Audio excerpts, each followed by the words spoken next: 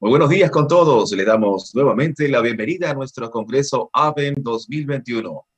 Estamos dando inicio a la segunda jornada, teniendo como primer ponente de esta sesión al señor Jack Bobo, CEO of Futurity, autor del libro de próxima publicación, ¿Por qué las personas inteligentes toman malas decisiones alimentarias? También es director ejecutivo de Futurity, una empresa de prospectiva alimentaria que asesora a empresas, naciones y a gobiernos sobre las tendencias alimentarias emergentes y las actitudes y comportamientos de los consumidores relacionados con el futuro de la comida. Es abogado con experiencia científica, egresado de la Universidad de Indiana, máster en ciencias ambientales, BS en biología y BA en psicología y química. Adelante, señor Bow.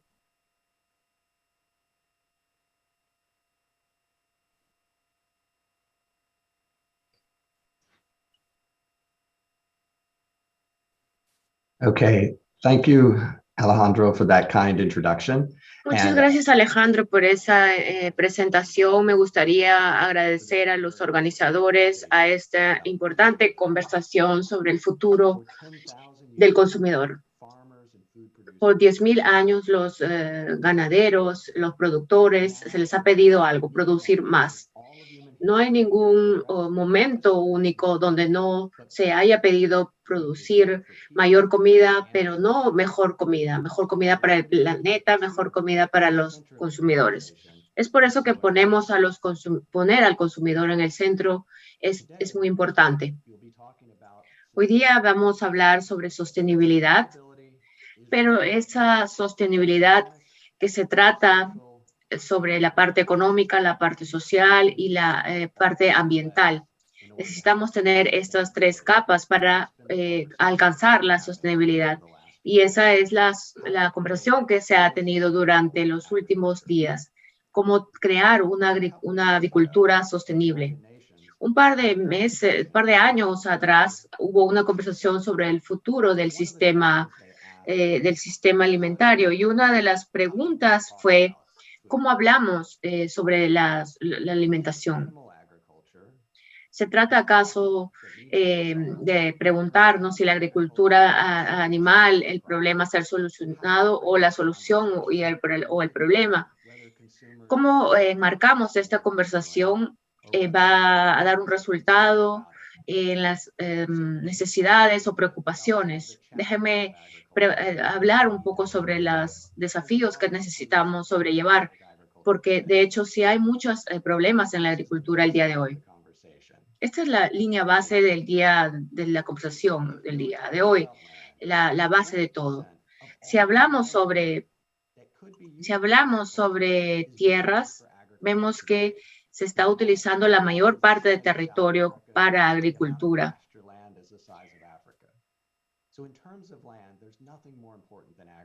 En términos de tierra, no hay nada más importante que la agricultura. Y vemos también que los terrenos son cada vez más grandes. Si hablamos sobre el agua, este es el área en Asia Central. Entre 1973 y el día de hoy ha desaparecido debido a la agricultura. 70% de esta agua fresca es utilizada para la agricultura. En los Estados Unidos, el río Colorado, el más largo, se está secando debido a los retiros de agricultura. Estos son los desafíos que enfrentamos el día de hoy. Si hablamos sobre cambio climático, de 10 a un 15% de los gases de invernadero provienen de la agricultura y un 10% de la deforestación y 80% proviene de la agricultura. Esto significa la mayor parte de energía utilizada. En términos de impactos, la agricultura también tiene un impacto en el clima. Todos sabemos que estamos pasando de 7.8 a 9.58 mil millones de personas. Es un tremendo desafío para poder alimentar a estas personas, pero también tenemos 800 millones de personas que tienen hambre el día de hoy. Entonces, si tenemos mayor gente en el futuro, ¿cómo vamos a tratar a la gente que ya tiene hambre? Y este es un desafío muy grande. Esta es una de las razones por la que las personas consideran que nuestro sistema alimentario está roto. Si no alimentamos a las personas que tenemos, parece que sí tenemos un sistema quebrado. Pero ¿es así realmente? Para poder entender hacia dónde vamos, es importante entender de dónde venimos. Déjenme darles un par de ejemplos. Si vemos el número o el porcentaje de personas de la población global que tiene hambre, es menos del 10%.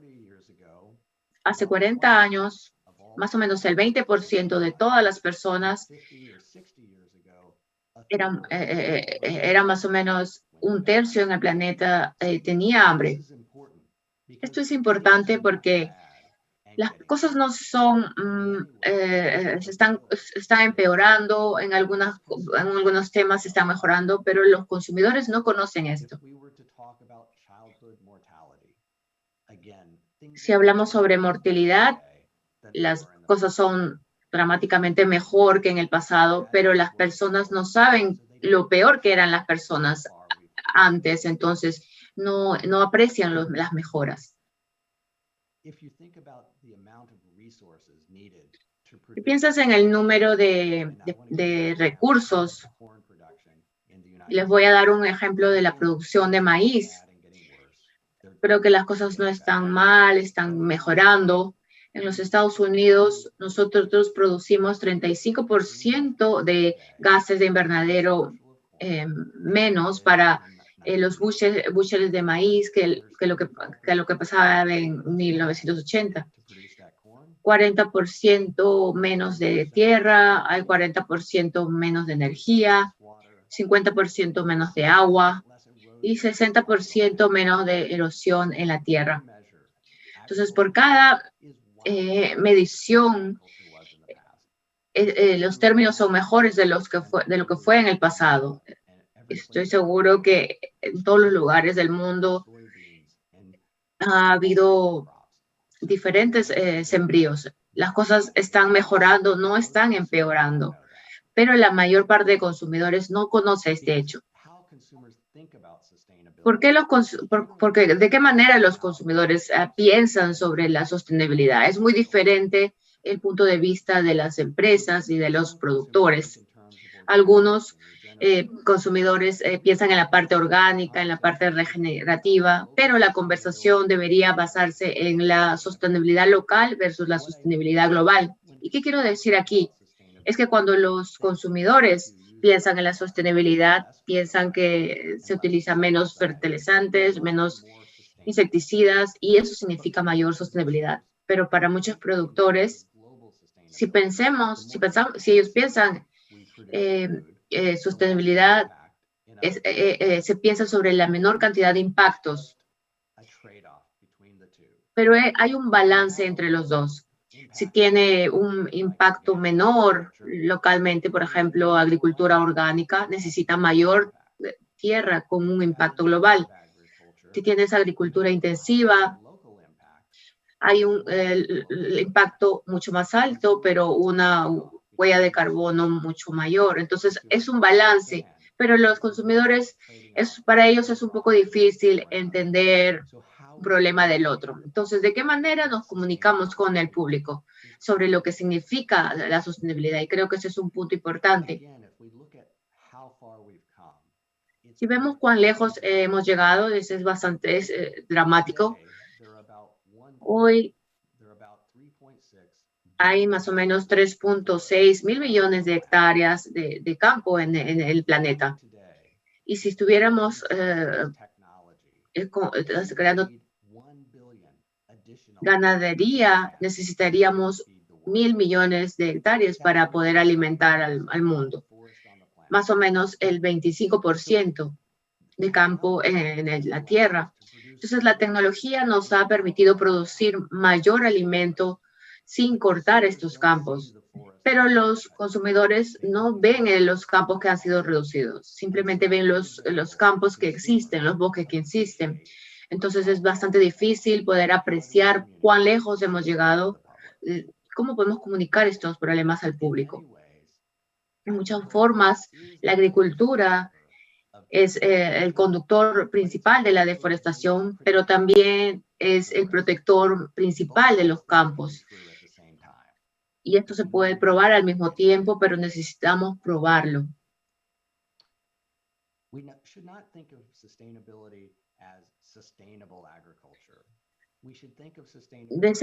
Cuando pensamos en la sostenibilidad, debemos pensarlo como una ruta y no como un destino. Los agricultores son mucho más productivos de manera sostenible, y los de aquí a 30 años va a ser mucho más sostenible de lo que son el día de hoy. Necesitamos que los consumidores entiendan que las cosas están bien, están mejorando y no están mal o empeorando. Los agricultores han estado en este viaje por 100 años. Necesitamos que el consumidor entienda la ruta o el viaje que se está haciendo. De manera breve, quiero hablar sobre un tema que está empeorando y se relaciona con la obesidad. En el 1975 no había un ratio tan alto de obesidad, pero hoy día casi todos los países en el planeta tienen una tasa de obesidad mayor al 15%. Y vemos cómo este tema está mal y está empeorando, entonces necesitamos encontrar formas de cambiar, por ejemplo, los planes alimenticios. También quiero hablar de manera breve sobre las tendencias de entendimiento. Necesitamos empezar a entender estas tendencias. Por ejemplo, si vemos el año 2019, creo que muchos vimos la hamburguesa imposible, y era un punto de cambio de cómo de manera los consumidores estaban muy emocionados por estas hamburguesas en base a vegetales. Pero ¿es realmente verdad esto? Vemos que en este año hubo una gran importancia, hubo un gran debate, pero en términos de dieta, ¿qué es lo que los consumidores trataban de comer? Vimos que esta fue una tendencia y vemos que los alimentos en base a granos son mucho más procesados. Entonces, aquí los consumidores se pueden interesar en diferentes alimentos porque pueden tener diferentes opiniones, y algunas veces nos olvidamos que hay diferentes opiniones por parte de los consumidores.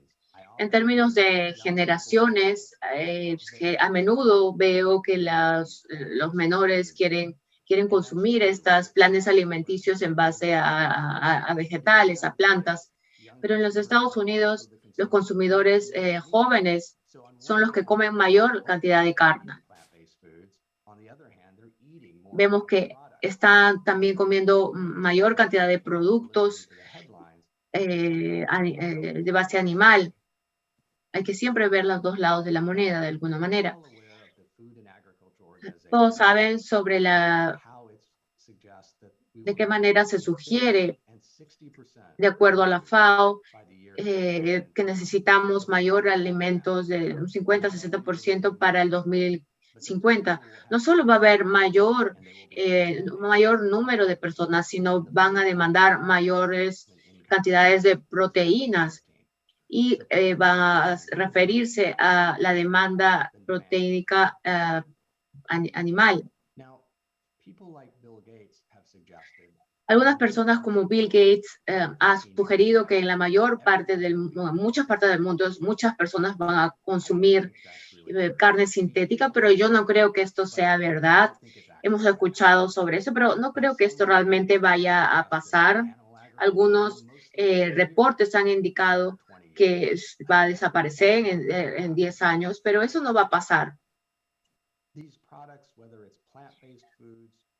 Estos productos, ya sean en base a plantas o, por ejemplo, este tipo de comidas, van a ser más populares, pero no van a reemplazar la proteína animal, y esto se refiere al crecimiento de la demanda.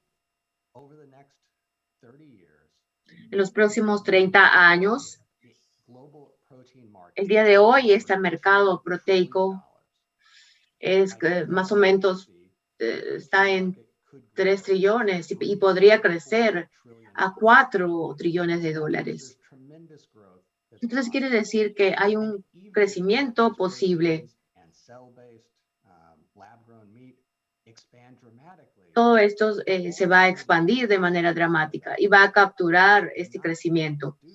No va a reducir este mercado de proteína animal, simplemente va a tener que competir con un mercado mucho más grande. Es importante reconocer el crecimiento. No va a costar que los animales desaparezcan de la industria. Necesitamos estas herramientas para alimentar al mundo de manera sostenible y con nutrición. Necesitamos mayor sostenibilidad, pero no necesitamos poner miedo en la parte comercial porque no va a pasar. Y parte de las razones por las que no va a pasar es porque como los consumidores ven estos productos. De muchas formas, las personas aman a la innovación, tanto como desprecian al cambio. Y aquí se ve la comida que consumen diariamente, porque de alguna manera el consumo de alimentos tiene que ver con mis amigos y con mi familia, y a las personas no les gusta que se metan con eso. Necesitamos cambiar cómo se produce alimentos. Necesitamos consumidores para que vean estos cambios. Palabras que utilizamos también importan. En vez de hablar sobre lo que deberían hacer los agricultores, deberíamos hablar sobre lo que podrían hacer. A las personas no les gusta recibir directivas, les gusta aprender nuevas cosas. Cómo comunicamos los desafíos y las oportunidades son críticamente importantes en términos de industria. Si queremos que los agricultores puedan soportar estos cambios, necesitamos hablar de manera correcta.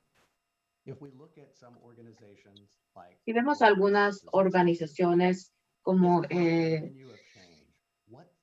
este Instituto Mundial de Agricultura, necesitamos ver qué necesitamos hacer para tener ese futuro sostenible. La mayor parte de organizaciones se fijan en estos rectángulos chicos sobre cambiar dietas, incrementar productividad, reducir las tasas de alimentación. Estas son las brechas que necesitamos mitigar para un futuro sostenible. Esta barra verde son las mejoras históricas en agricultura que sabemos que van a ocurrir en el futuro, pero que ya han ocurrido en el pasado. Y esto es importante porque la mayor parte de mejoras que necesitamos tener en nuestro sistema alimentario van a pasar de acuerdo a las tendencias históricas. Necesitamos trabajar con más claridad para cerrar esta brecha y tener una mejor sostenibilidad. No se trata de tener algo mejor o peor. Necesitamos contar la historia de lo lejos que hemos llegado y apoyar el hecho de que necesitamos mejorar. Esta agricultura convencional logrará la mayor parte de ganancias que necesitamos. Los consumidores necesitan entender de qué manera se va a contribuir con ese futuro. Algunas razones para entender esta dificultad es que los consumidores tienen dificultad en entender los riesgos del sistema alimenticio. Voy a emplear un poco de tiempo aquí. He trabajado mucho tiempo para el gobierno americano hablando sobre la alimentación global y siempre he explicado la diferencia entre peligro y riesgo. El peligro es algo que tiene el potencial de herirte y el riesgo tiene la probabilidad de un peligro de causar un daño. Nunca se entiende exactamente esta diferencia. Los consumidores siempre asumen el riesgo como un peligro. Por ejemplo, si digo que algo puede causar el cáncer, sería un peligro. Entonces, hay que poder comunicar bien estos conceptos. El consumidor piensa que el peligro se se multiplica por la exposición media y esto nos da esa percepción de riesgo. Y esta percepción de riesgo es lo con la que lidiamos en la mayor parte del tiempo. No se trata de un riesgo real. Nuestro sistema alimenticio nunca ha sido tan seguro y los consumidores nunca han tenido tanto miedo históricamente. Entonces hay una desconexión entre la realidad de la seguridad alimenticia y las preocupaciones. Hay problemas en cuanto a alimentación alimentaria. Algunos no tienen conciencia de estos riesgos reales. Otro ejemplo, algunos han encontrado que si no puedes pronunciar los ingredientes en un alimento, no deberías comerlos. Yo soy científico y para mí parece algo loco. Simplemente porque no puedas pronunciar los ingredientes no es una razón para rechazar el alimento, pero mucha gente lo hace. Entonces, de tratar de convencer a las personas sus ideas no tiene ningún sentido. Puedes mostrarle una imagen como esta que los ayude a entender que todos los alimentos están hechos de químicos. En vez de llenar a la gente de signos, podemos conllevarlos al conocimiento. De qué manera comunicamos la ciencia es bastante importante, porque si la comunicamos de una manera correcta, las personas van a querer aprender, pero si la comunicamos de manera errónea, simplemente no van a confiar en nosotros. Entonces, de la manera como comunicamos va a determinar si se ama el producto o si se tiene miedo. Es por eso que la psicología del consumidor es tan importante. Necesitamos entender de qué manera piensan las personas y cómo se comportan para comunicar de manera efectiva. Les quiero dar un ejemplo. Vean este tablero. Quiero que piensen cuál cuadrado es más cuadrado, más oscuro, el cuadrado A o el cuadrado B.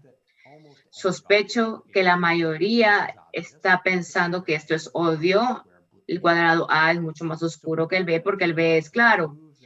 Pero quiero mover ese rectángulo gris hacia abajo y van a ver que son exactamente el mismo color. Es difícil ver cuando están separados, pero una vez que el rectángulo se mueve sobre van a ver que sí. Entonces, ¿qué es lo que pasa aquí? Es una ilusión óptica. Aquí vemos que el cuadrado B está rodeado de cuadrados oscuros y se ve mucho más claro. Y lo que pasa con el A es que parece más oscuro porque está rodeado de cuadrados claros.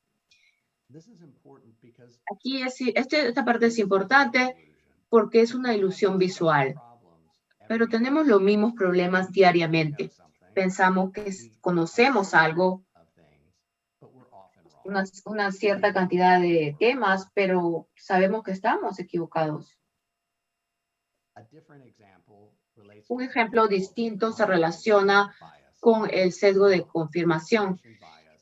Este sesgo de confirmación es esta idea que cuando creemos algo, buscamos información para poder apoyar nuestras creencias y no buscamos información que no esté de acuerdo con nuestras creencias. Cuando hablamos con otras personas, podemos identificar el sesgo de otras personas, pero no podemos entender nuestro sesgo. Y es crítico que entendamos cuál es nuestro sesgo, porque así podemos conectar con otras personas. Necesitamos entender nuestro propio sesgo. ¿Y cuál es la razón? Es que los próximos 30 años van a determinar el destino del planeta. Estamos viviendo en un momento crítico en toda la historia de la humanidad y necesitamos corregirlo. Les voy a dar mayores ejemplos. Por los próximos 30 años, la población va a crecer de 7.8 a 9.5 mil millones, un incremento dramático en el número de personas en el planeta. Pero después de 2050, vamos a ver que va a haber una reducción dramática. Entonces, el desafío que tenemos no es alimentar más a la gente para siempre. El desafío que tenemos es llegar al 2050 sin destruir el planeta. Necesitamos llegar ahí sin destruir nuestros bosques, sin drenar nuestros ríos. Y si lo hacemos en muchas formas, vamos a estar bien por todo el tiempo.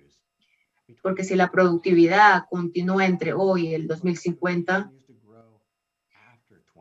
y continúa creciendo, por primera vez en la historia de la humanidad, no vamos a necesitar más alimento. Todo el alimento que produzcamos se va a poder reducir la huella de carbono en el planeta. Tenemos esta gran oportunidad, pero requiere que lleguemos al 2050 sin destruir el planeta. Entonces, uno de los pensamientos que quiero dejarlos es que por los próximos 30 años no se trata, no solo son los años más importantes para la historia de la agricultura, son los más importantes, son los más importantes porque van a determinar si la agricultura va a salvar el planeta o la va a destruir. Las ideas y las tecnologías existen para salvar el planeta. La pregunta es, ¿los consumidores van a permitir utilizar nuevas innovaciones, nuevas tecnologías y nuevas ideas para mejorar el mundo? ¿O simplemente van a rechazar esas innovaciones, van a rechazar esas tecnologías y no se nos va a permitir utilizarlas? Necesitamos convencer al consumidor que nosotros podemos crear confianza, porque si ellos no confían en nosotros, no se va a poder hacer cambios. Solo quiero mencionar algunas fuerzas que van a configurar el futuro de la agricultura. Por un lado, tenemos poblaciones que crecen, incrementando los ingresos y cambiando las preferencias de consumo. Todo esto va a influenciar a los alimentos que producimos. Como organizaciones, ustedes también tienen competencias. Hay esa necesidad de producir alimentos de manera más sostenible. Hay una demanda de alimentos seguros, pero también necesitamos mejores productos para los animales. Necesitamos crear comida más sana, más sostenible, mejor para los animales. Y todo esto compite entre sí. De cómo balanceamos esto va a determinar si creamos ese futuro sostenible y nutritivo. Pero todo depende del consumidor, porque la ciencia nos dice lo que podemos hacer. El público nos dice qué es lo que deberíamos hacer. Y si el público va a permitirnos usar la tecnología de la que ustedes hablan en los últimos años, entonces hay una confianza de que se está utilizando de manera sabia. Entonces, uno de mis mensajes es asegurar que ustedes se comuniquen al público de manera que se ganen su confianza. Poder utilizar las herramientas para crear este futuro sostenible. Me gustaría terminar con algunos mensajes. El primero es que necesitamos todas las soluciones que estén disponibles. No existe una sola que va a salvar al planeta. La agricultura orgánica es importante, la convencional también es importante. Todas estas tecnologías son importantes o críticas. Número dos, no hay soluciones perfectas. Simplemente existen balances. Mientras la solución sea ambientalmente amigable, necesitamos mayor terreno.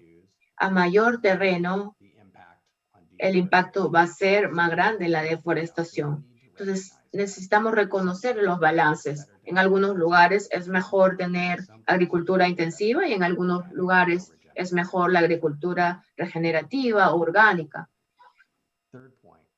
El tercer punto, si las personas no confían en ti, a la ciencia la ciencia no va a importar. La confianza es todo. La manera en cómo comunicamos importa, de qué manera comunicamos estos temas. Los consumidores necesitan entender que la agricultura no es el problema a ser solucionado, es la solución para el problema. Y finalmente, debemos trabajar con los consumidores, no en contra de ellos, y vamos a trabajar en conjunto para salvar el planeta. Si las demandas solamente podemos trabajar en ello. De esa manera podemos ganar. Voy a detenerme aquí.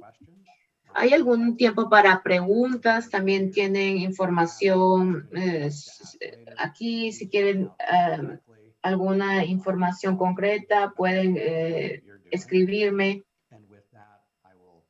Con eso le doy la palabra a los organizadores para ver si hay alguna pregunta o necesitamos seguir con la siguiente sesión. Muchas gracias por su tiempo.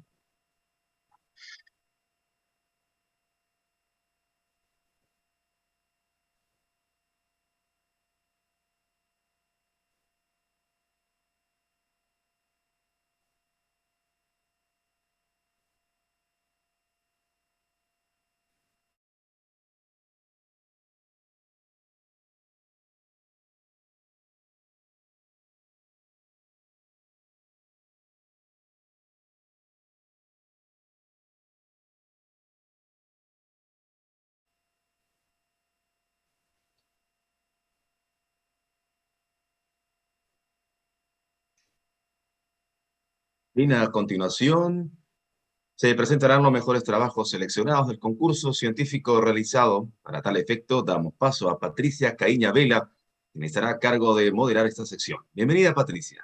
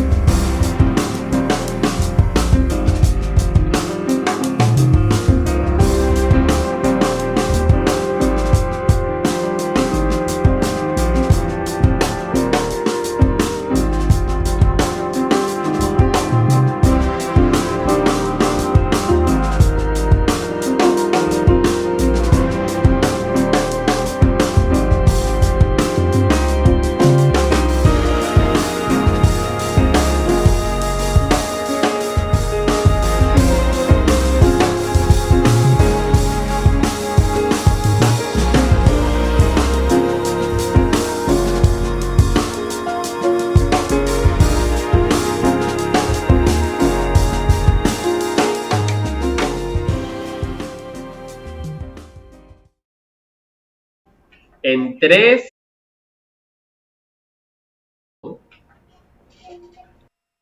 Les comunicamos a la distinguida audiencia que estaremos retornando a las 9 en punto de la mañana para proseguir con la segunda parte del Congreso AVEM 2021. Ya regresamos, 9 en punto de la mañana.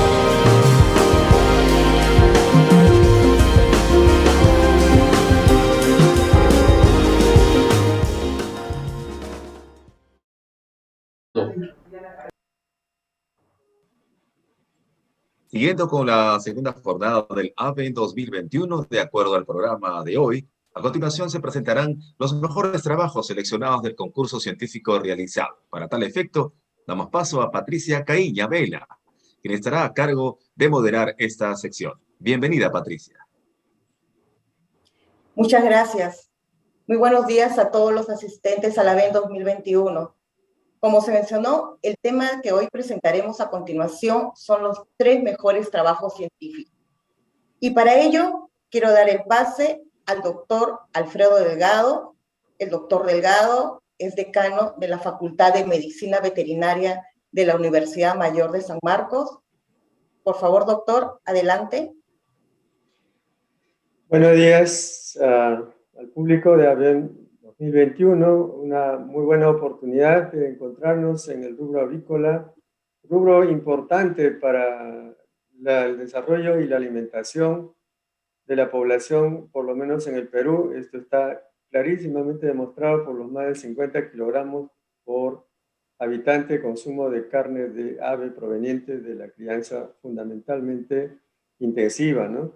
Y en donde se hace perentorio pues que tengamos interés en realizar trabajos de investigación, porque no hay mejor cosa con la que se puede aportar hacia el desarrollo de la industria avícola y de cualquier otra actividad, y en este caso avícola, generando trabajos de investigación, entrando en materia de lo que puede ser aquello que todavía no conocemos, aquello que nos preocupa, aquello que puede llevarnos al mejor rumbo, aquello que nos puede llevar inclusive a elevar los niveles de producción y productividad avícolas en este caso, ¿no? Entonces, la universidad se siente muy comprometida en este caso con lo que es la investigación. Felizmente tenemos en nuestro departamento de Sanidad y Producción Avícolas, en donde destacan profesionales como la doctora Elena Icochea, que es una institución para nosotros. Siguiendo eso, se tienen que presentar avances de investigación, hay que estar buscando siempre aquello que nos preocupa. Probablemente hoy en día está de moda, bastante de moda esto de los coronavirus, entonces ahí también tenemos mucho que dar, y el sector avícola es el que ha llevado por encima de todo esto los conocimientos y los aportes en todo el mundo hacia la mejora de este flagelo que nos ha tocado vivir. En suma, creo que el compromiso de las universidades y las instituciones que se dedican a la investigación tiene que ser permanente. San Marcos no es ajena a ello, San Marcos tiene que estar metido en ella. Nosotros vamos a poner el mayor esfuerzo para poder realizar este tipo de labores, ¿no? En ese sentido, los mejores augurios para la presentación de los mejores trabajos esta mañana, que seguramente lo vamos a disfrutar y vamos a enterarnos de algunas cosas más. De eso se trata, eso es la investigación, y en eso sí, pues nuevamente San Marcos está muy comprometido, y felizmente hacemos bastante trabajo de investigación también, al igual que otras instituciones a quienes hay que reconocer definitivamente. Muchas gracias. Muchas gracias, doctor Delgado. Prosiguiendo, a continuación vamos a dar inicio a unos videos de los 3 mejores trabajos científicos. En tercer lugar, se va a presentar el video de efecto del complejo B en el agua de bebidas sobre el desempeño productivo, absorción de saco vitelino y peso de los órganos en pollos de engorde en fase preinicial. Un trabajo presentado por la Universidad Científica del Sur. Buenas noches, soy Alejandra Lewa Barón, soy médico veterinario, y lo que les voy a presentar a continuación fue mi tesis para la obtención del título de médico veterinario. Esto se desarrolló en el 2019. Mi tesis fue el efecto del complejo B en agua de bebidas sobre el desempeño productivo, absorción de saco vitelino y peso de órganos en pollos de engorde en fase preinicial. Mi asesora de tesis fue la doctora Connie Gallardo. Ok, comencemos. Debemos iniciar recordando qué es el complejo B. El complejo B es un grupo de vitaminas donde podemos tener a la tiamina, que es la B1, que es encargada de promover la digestión, promueve el apetito y nos ayuda a lo que es la regulación del sistema nervioso. En cuanto a la ribofablina, que es la vitamina B2, promueve el crecimiento y reparación de los tejidos en todo el cuerpo, sobre todo a nivel digestivo y renal. La niacina, que viene a ser la B3, nos ayuda al mantenimiento adecuado de la dermis, el parénquima hepático a nivel de los ojos y a nivel nervioso también. El ácido pantoténico nos ayuda a la formación de plumas en aves, algo muy importante. La peridoxina, que es la B6, nos ayuda a la absorción de aminoácidos durante el recambio proteico, favoreciendo así el crecimiento de las aves. La biotina ayuda a mantener los valores de glucosa dentro de lo normal y nos favorece la absorción de proteínas y lípidos. En cuanto al ácido fólico, es esencial, es básico para promover el crecimiento del plumaje y nos ayuda en algo muy importante como es la formación del albúmen. En cuanto a la cianocobalamina, que viene siendo la B12, nos ayuda al desarrollo normal de los glóbulos rojos. ¿Qué pasa cuando el ave no está bien suplementada? Usualmente el ave no llega a estar bien suplementada, ya que las dietas a base de maíz o a base de cereales solamente a base de carbohidratos y donde no puede tener un acceso a vitaminas, a proteínas, como debería estar bien balanceado, nos da un déficit de vitaminas causando una hipovitaminosis, ¿no? En este caso el complejo B. Como consecuencia vamos a tener que hay diarreas, puede haber mortalidad, una reducción de la ganancia de peso y algo muy característico que es la parálisis de los dedos curvos, donde las patitas se ponen así, no sé si se ve así. Usualmente en los 7 primeros días no se manifiesta tan marcadamente, inclusive hasta el día 14, cómo se da cuenta el productor, porque el ave no gana tanto peso como debería, ¿no? Sí, en el día 14 al día 21 ya es muy marcado, donde podemos ver las excesivas diarreas, la alta mortalidad, hay este síndrome de la parálisis de los dedos curvos. Y ahora vamos a ver lo que es el saco vitelino. El saco vitelino nace con el pollito, ¿no? Y esto sirve como una reserva energética, nutricional, inmunológica. Los primeros días después de nacido en la fase preinicial, que son los 7 primeros días. El tiempo de reabsorción del saco vitelino se considera como un indicador que nos permite ver si los procesos están llevándose adecuadamente, ya que si hay una reabsorción retardada, implica que hay una falla en dicho proceso y donde la disponibilidad de las vitaminas del complejo B, en este caso, como cofactores del metabolismo energético, pueden entrar en deficiencia, ¿no? Y esto se manifiesta en los términos de productividad. Ok, vamos a ver los objetivos. Los objetivos que nosotros tuvimos como objetivo general era evaluar el efecto del complejo B vía agua de bebida sobre el desempeño productivo, absorción de saco vitelino y peso de órganos en fase preinicial. Tuvimos 3 objetivos específicos, que era determinar el efecto del complejo B vía agua de bebida en el peso inicial, la ganancia de peso, consumo de agua, conversión alimenticia y mortalidad en los pollos en fase preinicial. También decidimos evaluar el porcentaje de la absorción del saco vitelino a los 3 días de edad en pollos en fase preinicial complementados con complejo B vía agua de bebida y evaluamos el peso del hígado, páncreas, molleja, intestino en pollos en fase preinicial complementados de complejo B vía agua de bebida.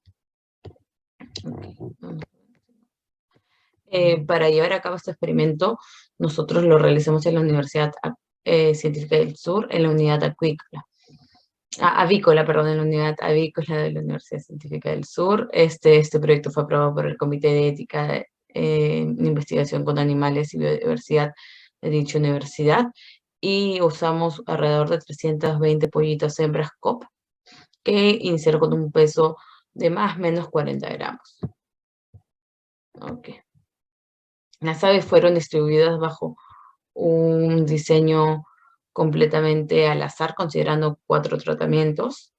Dentro de los 4 tratamientos podemos tener el grupo control, el grupo es el De ahí el CB1, que significaba que el agua había recibido solamente un día de complejo B, el CB2, que es que recibió complejo B 2 días, y el CB3, que había recibido 3 días de complejo B. Habían 20 por grupos, hicimos 4 repeticiones, siendo un total de 320 aves. Para el control, las aves fueron mantenidas en un ambiente controlado de temperatura y humedad, que se monitoreaba diariamente a las 7 de la mañana y a las 5 de la tarde, siguiendo las recomendaciones de la guía de la línea genética, ¿no? Las COP. Se adoptó un programa de luz continua, 24 horas de luz artificial, utilizando lámparas halógenas de 75 watts. Ahí nosotros... La dieta al elegir fue una dieta basal preinicial, utilizados en pollos hembras de 0 a 7 días, fue ad libitum, tenían la comida todo el día y toda la comida que quisieran. En cuanto al agua, en cuanto al complejo B, también su ad libitum, se puso en el agua, se ponía la dosis que nos habían indicado este fabricante de 1 gramo por litro de agua, ¿no? Y el agua, como lo dije, lo tenían ad libitum, pero se cambiaba a cada rato, a las 7, a las 12 del mediodía y a las 5 de la tarde, ¿no? Y esta agua era monitoreada diariamente en cuanto a pH, que queríamos que no sobrepase o disminuya de los niveles de 6.8, y de cloro queríamos que no pase de 2 partículas por millón, ya que no queremos que esto influya en el consumo del agua de las aves. Ok. El desempeño productivo se evaluó a los 7 días de edad, considerando el peso inicial, la ganancia de peso, consumo de alimento, consumo de agua, el índice de convertidor de alimento y la mortalidad. Okay. Índice de conversión. Para evaluar el peso de los órganos, una ave de cada grupo fue sacrificada al azar en el día 0, en el primer, segundo, tercer y séptimo día de edad. Cada ave fue pesada individualmente en una balanza digital, y asimismo fuimos evaluando el peso del saco vitelino, de la molleja, del hígado, del páncreas, del intestino. Okay. ¿Ya? Sacamos el peso absoluto y relativo de cada órgano ya mencionado, 2 aves, en este caso para realizar este proyecto, para realizar el peso relativo y absoluto, fueron 2 aves las que fueron sacrificadas en cada repetición, el día 0, el día 1, 2 y 3 y séptimo día de edad. El peso se expresó en valores absolutos y relativos en relación al peso corporal. Ok, vamos a ver. Los resultados fueron analizados utilizando un procedimiento GLM del software SAS de la versión 9.5, ¿no? Y para contrastar la normalidad de los datos, se usó la prueba de Shapiro-Wilk. Para comparar los tratamientos experimentales, se utilizó la prueba DLS considerando un nivel de significancia de 5%.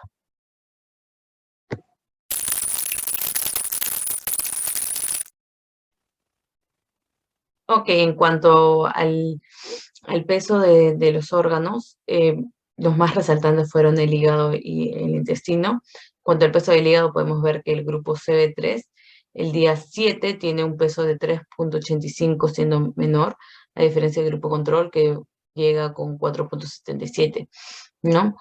Esto va a estar relacionado posiblemente con la actividad de las vitaminas en el hígado, al permitir que los hepatocitos, por difusión facilitada, metabolicen más rápido los nutrientes y no se sobrecarguen, entonces por eso el hígado no pesa más. Sobre todo en la fase preinicial, ¿no? Que es de intenso crecimiento. Y no necesita un mayor esfuerzo el hígado para la asimilación de nutrientes. Cabe resaltar y cabe recordar que el hígado es el órgano comprometido con el metabolismo de carbohidratos, proteínas y lípidos, donde actúan bastantes enzimas. Y para este metabolismo necesitamos el complejo B, ¿no? El complejo B ayuda, son adyuvantes, son cofactores. Ok.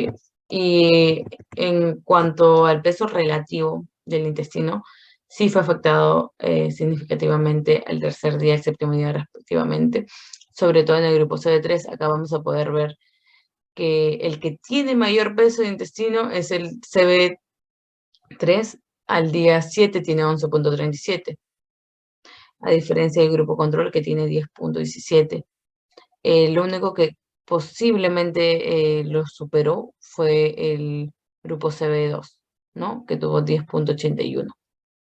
Pero se mantienen en unos pesos aceptables.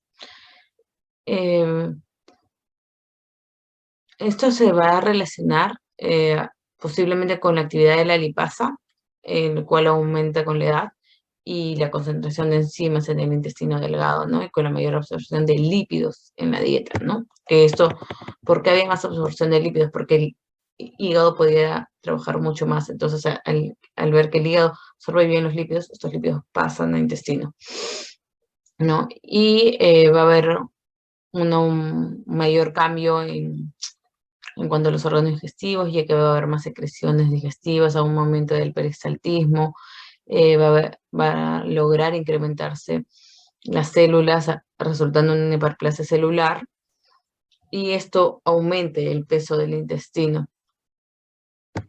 Entonces, de esa forma podemos decir que las aves que tuvieron mayor liberación de enzimas digestivas contribuyó al peso del intestino y pudo tener una mejor superficie de absorción de los nutrientes, ¿no? Y obviamente una mayor ganancia de peso. Y esto se ha demostrado que son las aves que consumieron 3 días seguidos de complejo B. Okay. Como conclusiones tenemos 4 conclusiones.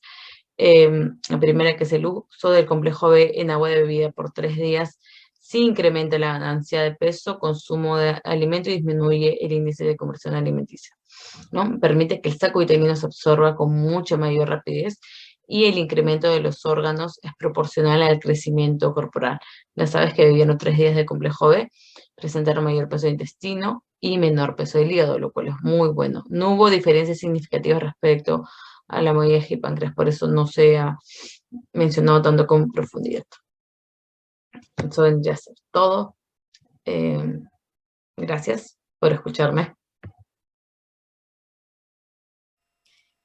Prosiguiendo con la segunda charla, en el segundo puesto sale la estandarización de la producción del adenovirus aviar tipo 4 en LMA, trabajo hecho por la empresa India.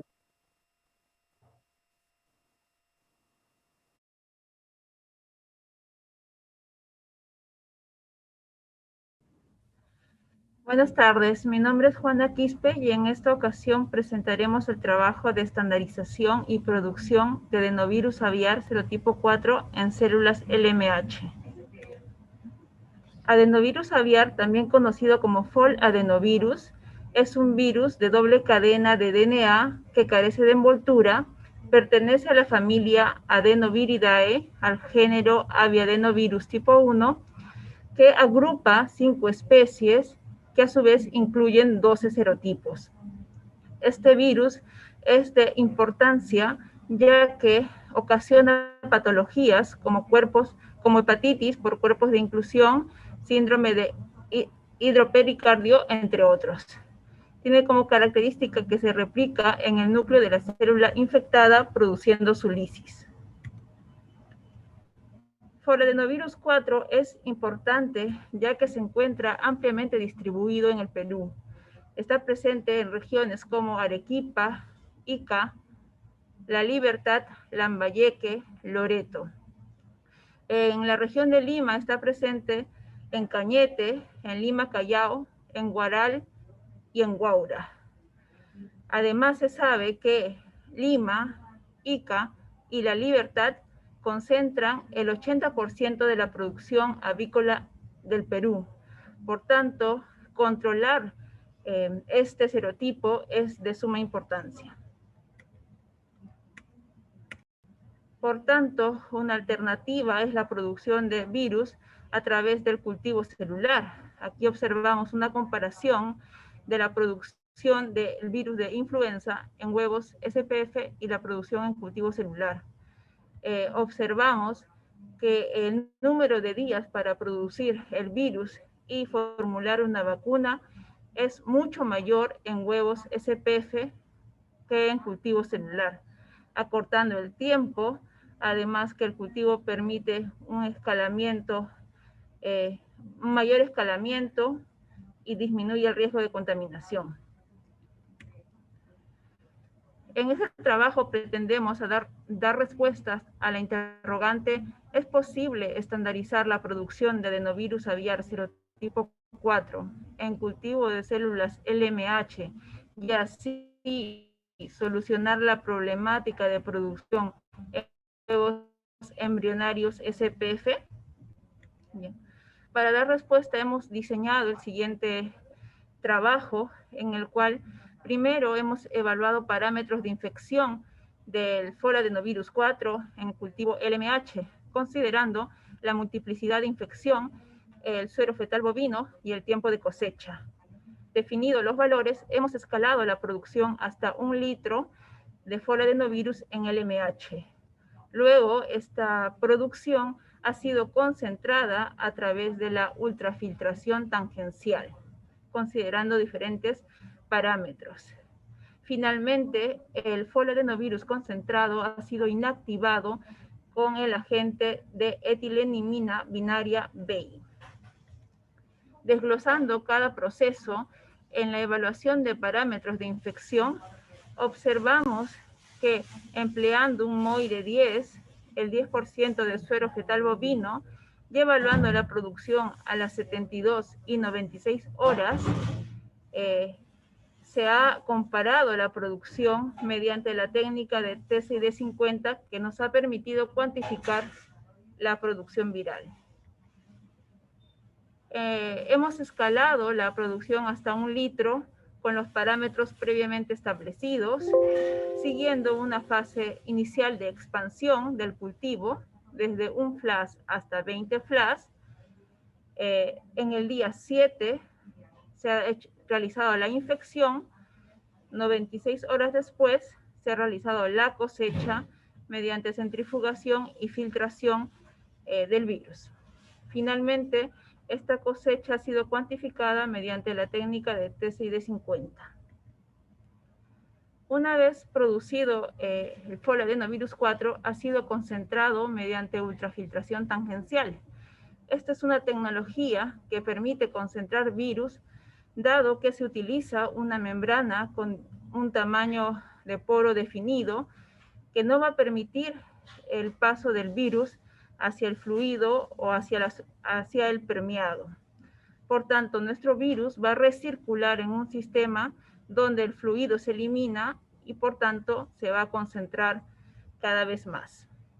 Hemos utilizado el equipo Sartoflow Advance y una membrana de 100 kilodalton. Gracias al control automatizado de este equipo, hemos logrado concentrar folaadenovirus 4 controlando parámetros como la presión de alimentación, en la cual la cosecha pasa a través de la membrana, la presión de retenido, en la cual la cosecha es devuelta al tanque. Finalmente, hemos realizado la inactivación de folaadenovirus 4 con BEI. Hemos utilizado una concentración de 30 milimolar durante 18 horas a 37 grados en agitación. Se ha neutralizado este efecto con tiosulfato para finalmente obtener el folaadenovirus inactivado. Hemos evaluado la efectividad de dicha inactivación mediante el ensayo de TCD50, en donde se han cultivado células y se ha agregado este folaadenovirus inactivado, y hemos evaluado la infectividad durante 7 días, esperando que no se produzca. Nuestros resultados son los siguientes. En la evaluación de parámetros de infección de folaadenovirus 4 en LMH, hemos observado que empleando suero fetal bovino del 10%, MOI de 10, a las 72 horas hemos logrado un título de 4 por 10 a la 7, mientras que a las 96 horas posinfección el título ha aumentado en un logaritmo, siendo 4 por 10 a la 8. También observamos aquí la secuencia de efectos citopáticos que se va produciendo en el cultivo. A las 0 horas tenemos las células LMH sin efecto. A las 24 horas van formando clúster o aglomeraciones celulares.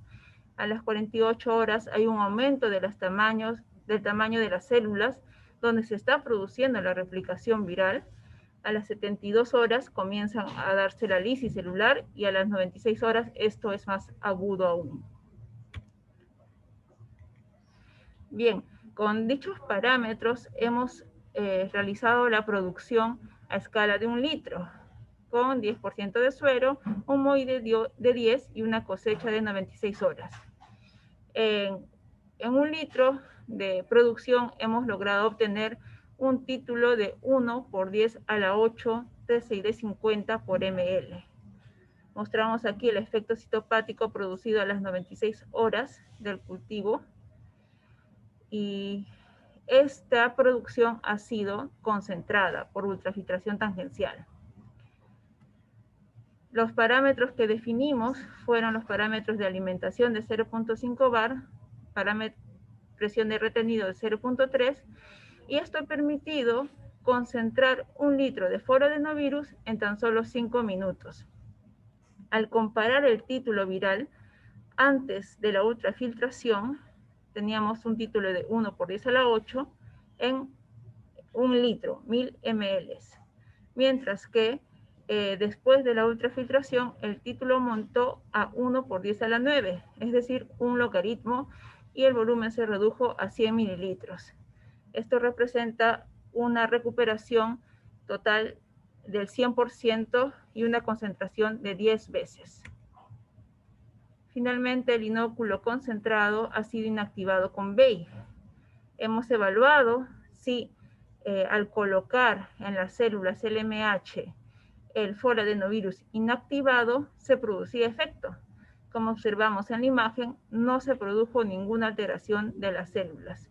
Las células se encontraban morfológicamente iguales al cultivo LMH sin infectar, mientras que el cultivo LMH infectado con foroadenovirus sin inactivar sí se muestra un efecto citopático marcado. ¿Qué indica esto? Que el foroadenovirus 4 fue inactivado correctamente. Bien, a modo de resumen, en nuestro trabajo podemos mencionar que la producción de foroadenovirus 4 empleando un MOI de 10 y 10% de suero bovino fetal a las 96 horas produjo un título mayor en comparación con las 72 horas. A escala de 1 litro, la producción de foroadenovirus 4 empleando un MOI de 10% de suero fetal bovino y un tiempo de cosecha de 96 horas, nos permitió lograr un título de 10 a la 8 TCID50 por ml. La ultrafiltración tangencial efectivamente logró concentrar 10 veces la cosecha de foroadenovirus 4, permitiendo aumentar el título a la escala de 10 a la 9 TCID50 por ml. La inactivación con BEI a 30 milimolar resultó efectiva, lo que finalmente nos permitió producir virus que posteriormente puede ser utilizado en la formulación de una vacuna para prevenir HCI en pollos en forma segura, y todo esto en un tiempo de 15 días. Agradecemos a la empresa Quintia y a Fondesit. Y gracias también al comité organizador del Congreso de Avicultura AVEN.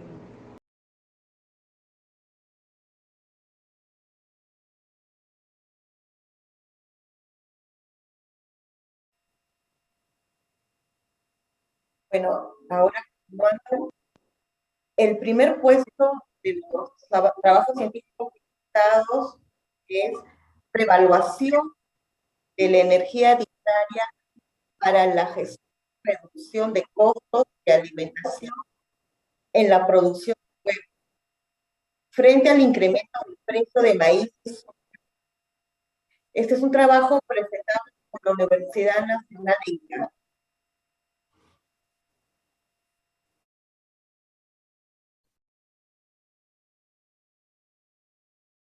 En esta oportunidad voy a exponer los resultados de nuestro trabajo de investigación que hicimos en nuestra unidad experimental en la Facultad de Medicina Veterinaria de la Universidad San Luis Gonzaga de Ica. Este estudio lleva como título Reevaluación de la energía dietaria para la gestión de reducción de costo de alimentación en la producción de huevos frente al incremento de precios del maíz y la soya. Introducción. Hay muchos trabajos, si bien es cierto, algunos contradictorios respecto al manejo de los niveles de energía en la dieta, ¿no? En algunos casos se encuentra que puede afectar la respuesta productiva, ¿no? Y por otro lado, al reducir la energía, no se encuentra un efecto perjudicial sobre esto. Entonces, hay estudios y investigadores que realmente manifiestan que poder trabajar sobre este rubro de energía metabolizable, que es el principal costo de una dieta, pues nos conduce a poder optimizar, ¿no?, los niveles realmente a utilizar, y especialmente en momentos como este, en la cual estamos atravesando una crisis por el alto costo de los granos, ¿no? Entonces, hay, como le decía, estudios que aumentan la energía y prácticamente los niveles de producción se mantuvieron. Pero hay algunos casos donde el peso del huevo específicamente tiende a aumentar. Esto tiene una serie de factores de explicación, ¿no? Entonces, en base a ello, nosotros establecimos, ¿no?, y diseñamos este estudio para poder demostrar que bajo nuestras condiciones es posible poder gestionar nivel de energía, ¿no?, y de tal manera que podamos ser más eficientes en nuestra formulación y en nuestro costo de alimentación. Este es un estudio que se realizó ahora, se publicó hace poco, en la cual demuestra cómo los niveles altos, en este caso para este estudio alto, aunque este nivel es quizás recomendado, pero para este estudio alto respecto al nivel de 2650, para el caso de producción de huevos, se mantuvo constante durante todo el periodo de prueba, que fue de 23 a 59 semanas. Y esto se hizo pues en gallinas de huevos marrones, de una línea de plumaje marrón. Y luego vemos para la masa de huevo, ¿no?, también se mantuvo constante en la mayoría de las semanas, o periodos de semanas. Sin embargo, en 2 periodos de semanas, tanto en la 43 y en la 51, se nota, ¿no?, una diferencia significativa respecto a una mayor masa cuando utilizamos este nivel de energía mayor en este estudio. Pero en los otros prácticamente se mantuvo constante.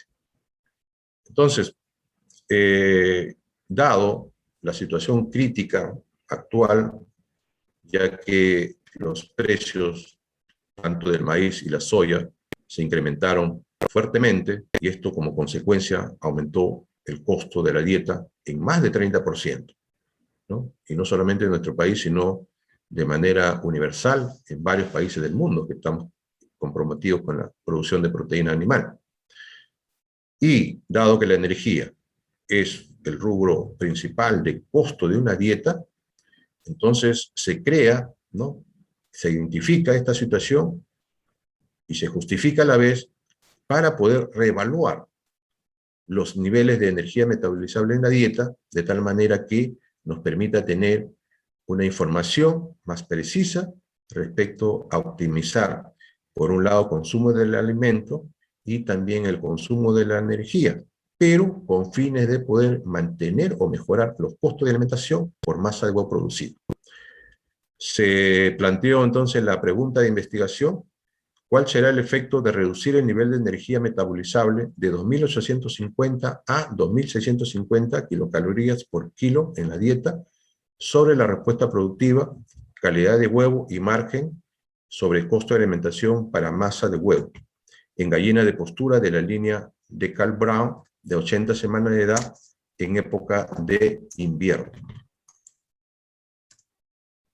La hipótesis de nuestro trabajo fue una reducción del nivel de energía metabolizable en la dieta mejora el costo de la alimentación sin afectar la respuesta productiva y calidad de huevo de gallina de postura.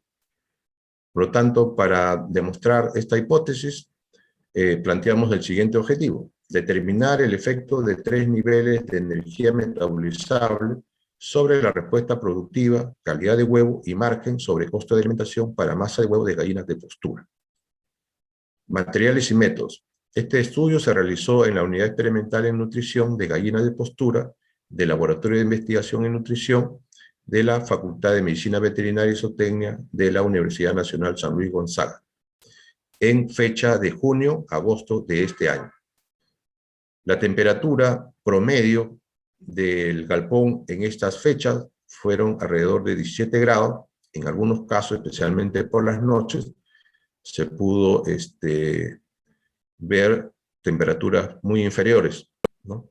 Entonces, esto es muy importante tomarlo en cuenta para efectos de un análisis de los resultados de este estudio. Se utilizaron 192 gallinas de la línea genética de Carl Brown de 80 semanas de edad, criadas bajo sistema de jaula. Se establecieron 3 dietas experimentales como tratamiento.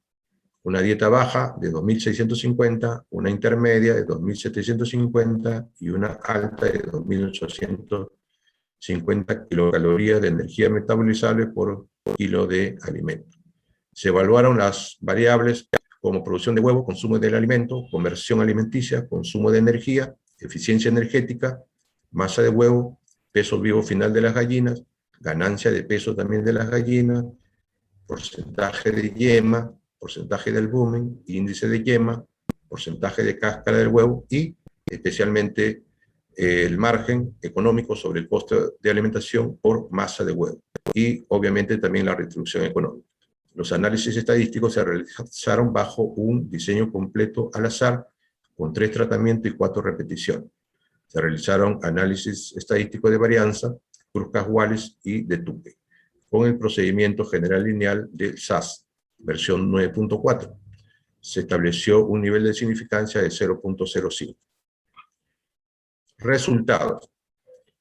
En la tabla 1 se puede observar que la producción de huevos, el índice de conversión alimenticia y el consumo de energía metabolizable prácticamente se mantuvieron constantes. Sin embargo, el consumo del alimento sí fue afectado. Las gallinas que consumieron el nivel más bajo de energía fueron los que obtuvieron el más alto consumo, mientras que el de mayor nivel de energía, el menor nivel de consumo, significativamente. Entonces, esto nos indica pues que las gallinas, para poder más o menos cumplir su requerimiento nutricional, en este caso su requerimiento energético, pues tiende a aumentar su consumo. De tal manera que al final los 3 tratamientos mantuvieron constante su nivel de energía consumido. Para lo que respecta a la eficiencia energética, que es la conversión calórica, la masa de huevo, el peso vivo final, también se mantuvieron constantes. Sin embargo, cuando se calculó la ganancia de peso en gramos de ave por día, sí hubo una diferencia a favor del grupo de gallinas que consumieron el nivel más bajo de energía. Para el caso de la calidad de huevo, en cada una de las variables medidas, ¿no?, lo que corresponde al porcentaje de yema del huevo, de albumen del huevo, el índice de yema y porcentaje de cáscara, no hubo efectos significativos. Se mantuvieron similares. Y en la tabla 4 podemos ver que el margen bruto sobre la producción de masa de huevo prácticamente fue mayor para el grupo que consumieron el nivel más bajo de energía metabolizable, y esto correspondió a una mejora del 7% de la retribución económica.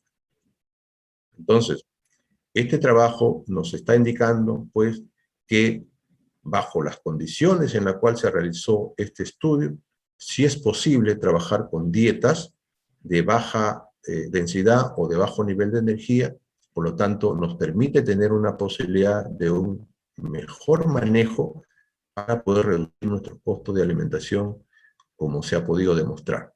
Hay que tener presente, sin embargo, que las dietas, en este caso del estudio, no se excluyó el aceite en este tratamiento con el más bajo nivel de energía. Y esto es muy importante indicarlo porque hay otros estudios que hemos realizado también en época de invierno y que hemos excluido el nivel de aceite en dietas bajas de energía y prácticamente sí hubo un efecto perjudicial. Por eso es muy importante considerar este criterio de no excluir los aceites, ¿no?, en dietas cuando trabajamos con bajo nivel de energía. Esto es muy importante y que se tiene que tomar en cuenta para su adaptación a nivel de granjas comerciales. Muchos estudios, como ya indicamos en la parte de antecedentes, han demostrado de igual manera que sí es factible poder reducir el nivel de energía de la dieta de tal manera que se mantenga la respuesta productiva.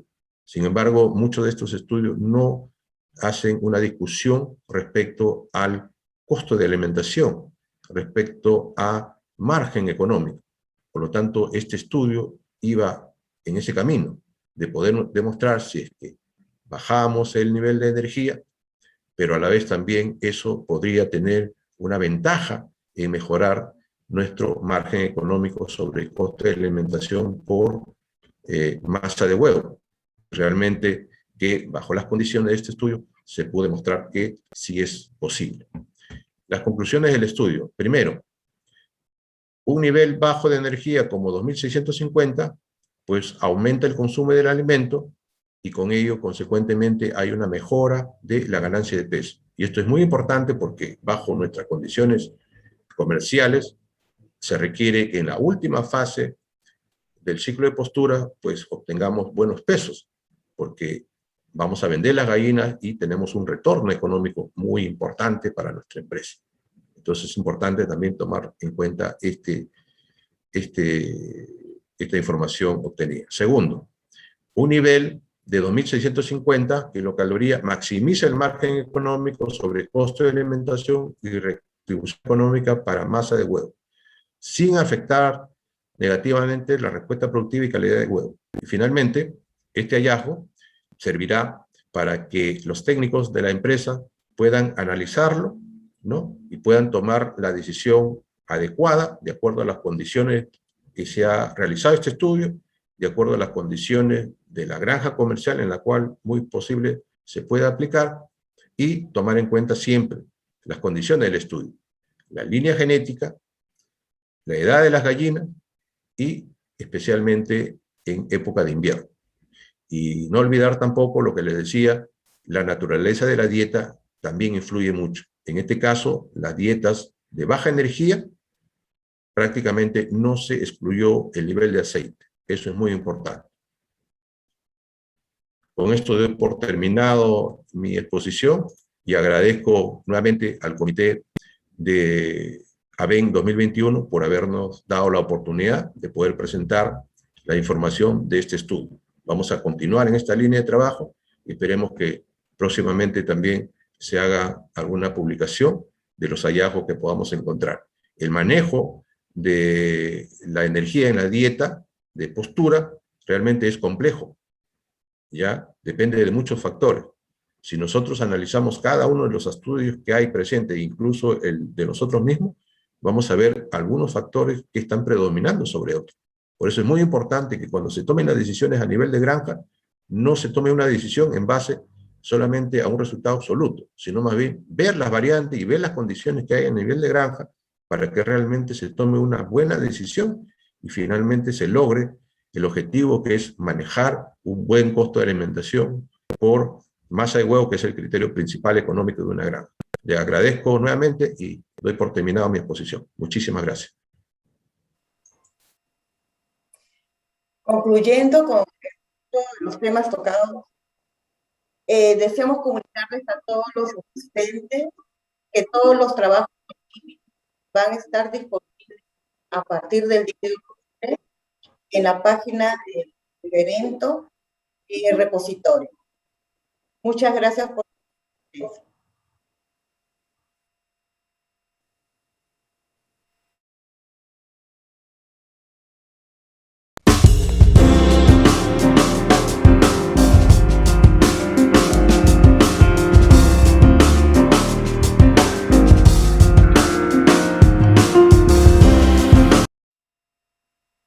Gracias a todos. A continuación los invitamos a ser parte de las charlas comerciales, cuyo detalle pueden visualizar en el programa, las mismas que se realizarán en el auditorio secundario. Asimismo, los invitamos a visitar las oficinas virtuales de las empresas que hacen posible este evento. Muchas gracias.